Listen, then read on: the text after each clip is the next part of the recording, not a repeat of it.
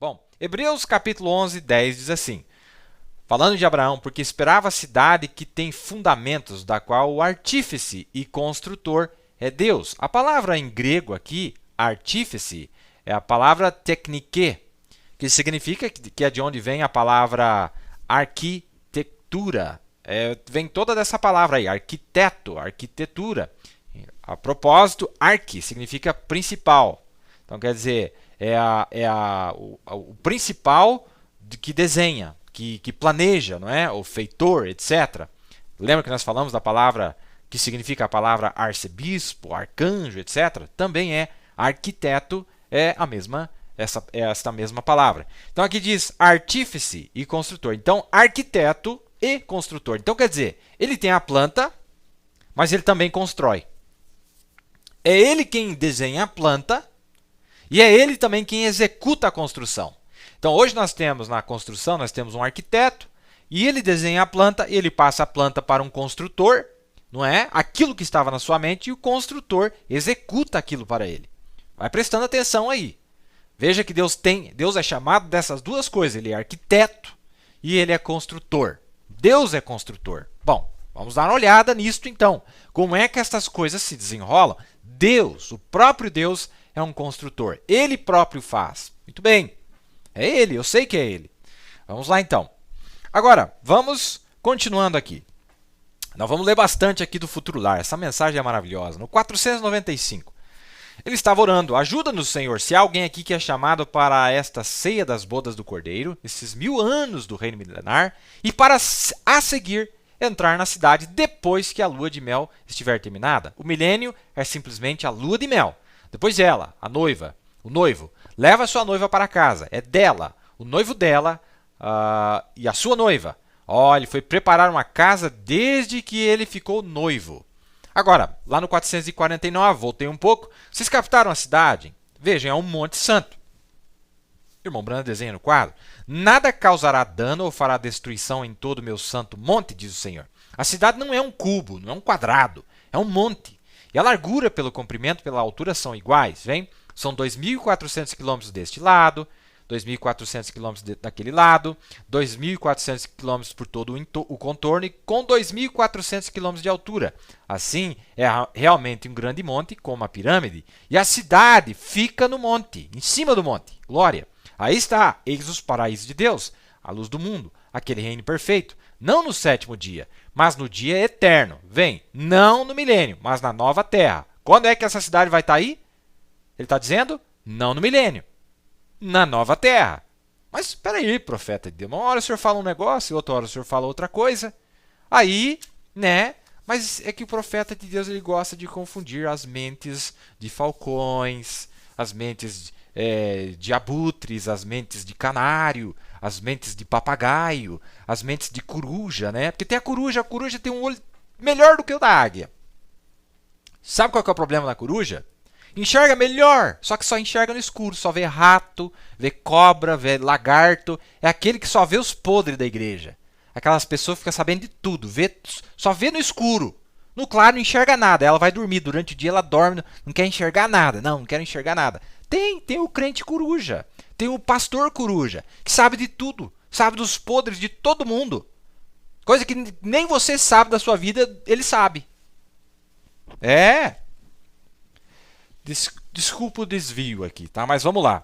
Mas, irmão Brando, uma hora o senhor falou que essa cidade está no milênio, uma hora o senhor está falando que está só depois do milênio. O que é isso? Do que se trata isto? Olha lá, ó.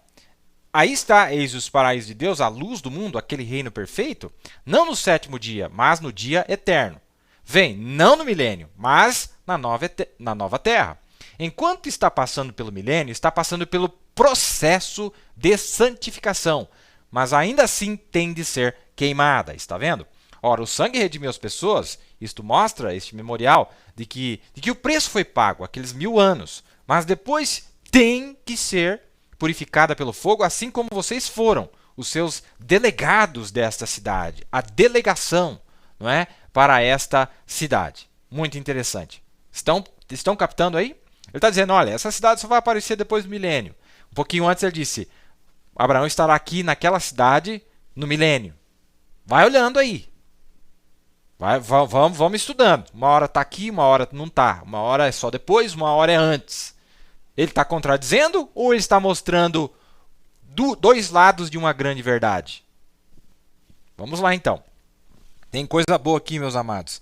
Eu vou contar para vocês, viu? Eu estava muito empolgado, falei, Senhor, me ajude a trazer estes assuntos, não é? Me ajude a trazer estes assuntos. Muito bem. Olha essa escritura aqui. Essa escritura se trata... Não, peraí. Essa aqui, ó. Essa escritura se trata do templo quando ele for construído no milênio. Literalmente, um templo vai ser construído no milênio. Vamos dar uma olhada nisso, não é? Olha a escritura. Esta é a lei da casa. Sobre o cume do monte, todo o seu contorno em redor será santíssimo. Eis que esta é a lei da casa. Amados, uma das coisas mais fenomenais que abriu o campo para toda essa matéria que nós temos falado neste último ano foi aquele trabalho que nós fizemos há um pouco mais de um ano atrás, onde a Bíblia, de uma maneira muito clara, sem sombra de dúvida, mostra para nós quando é que aparece este monte, quando que ele surge. Ele vai surgir logo após o período da tribulação, quando Jesus pôr os seus pés santos no Monte da Oliveira, este santo monte vai aparecer. E é aqui em Ezequiel 43, está confirmando, e eu vou ler para vocês, que o profeta disse que Ezequiel 43 é o milênio. E aqui está dizendo que esse templo vai ficar lá no topo do monte, vai ser construído literalmente lá no topo deste altíssimo monte, com as dimensões que nós já vimos aqui. Mas espera aí, irmão Neville, esse monte vai aparecer logo aqui no começo? Vai. Esse monte vai aparecer aqui. Vamos dar uma olhada nesse monte, então? Vamos ver o que tem aqui? Então, essa é a lei da casa. Sobre o cume do monte, todo o seu contorno em redor será santíssimo. Eis que esta é a lei da casa. Aqui está em Ezequiel, nós já vamos voltar lá. Então, já vai lembrando aí. Esse monte vai aparecer daqui, falta pouco, não falta muito não. E sobre este monte, muitas coisas acontecerão. Né? Vamos lá. Agora, deixa eu apenas fazer um pequeno parênteses dentro do nosso contexto, óbvio, para nós fazermos um contraste aqui. Tem uma cidade, amados, tem uma cidade que também foi construída, também está em cima de um monte, foi construída pelos homens, está em cima de 7 montes, e nós vamos ver que o Monte Santo lá são vários montes que compõem ele também, nós já falamos disso. E agora nós temos uma cidade que foi construída, está sobre 7 montes, e ela se conclama como sendo a cidade imortal. Vamos dar uma olhada nesta cidade imortal. Esta cidade imortal vai acontecer o seguinte com ela. Será que ela resiste o fogo? Dá uma olhada. Portanto, num dia virão as suas pragas, a morte, o pranto e a fome, e será queimada no fogo, porque é forte o Senhor Deus que a julga. E os reis da terra que se prostituíram com ela e viveram em delícias, a chorarão, e sobre ela prantearão quando virem a fumaça do seu incêndio. Estarão de longe pelo temor do seu tormento, dizendo, ai, ai daquela grande Babilônia, aquela forte cidade, pois numa hora veio o seu juízo. Eles de longe vendo o fogo pegar nesta cidade, ela foi incendiada, e isto vai ser no Armagedon. Então tem sim um fogo acontecendo, em partes a segunda carta de Pedro está em evidência no Armagedon. Não há dúvidas, não é? Que mais? Tem mais uma escritura. E os 10 chifres que viste na besta são os que aborrecerão a prostituta e a porão desolada e nua, e comerão a sua carne e a queimarão no fogo. Porque Deus tem posto em seu coração que cumpram o seu intento e tenham uma mesma ideia, e que deem a besta o seu reino até que se cumpram as palavras de Deus. E a mulher que viste é a grande cidade que reina sobre os reis da terra. Ora, olha o contraste, irmãos. No momento tem uma igreja, no momento tem uma cidade construída sobre um monte, ou 7 montes, que governa sobre as nações. Lá no milênio vai ter a mesma coisa, mas não vai ser mais ela não que vai estar governando. Sabe por quê? Essa cidade tem que ser posta à prova, como Paulo disse, tem que ser provada pelo fogo. Vai subsistir o fogo? Tem que ser algo que possa sobreviver os juízos de Deus. E essa cidade não sobreviveu os juízos de Deus. Lá na mensagem à 70ª semana de Daniel, parágrafo 173. na 70ª semana, e isto acontece durante a 70ª semana. No meio dela, ele quebra a aliança porque ele mata esses 2 profetas pentecostais que ferem a terra. E, rapaz, ele amaldiçoa aquela igreja, ele a queima com fogo. E, ora, nós descobrimos lá que até mesmo os marinheiros de longe diziam: ai, ai daquela grande e imortal cidade de Roma. Ela chegou ao seu fim em uma hora. Ela foi explodida em pedaços. Deus sabe como fazer as coisas. Estão vendo aí? Essa cidade não vai resistir o fogo.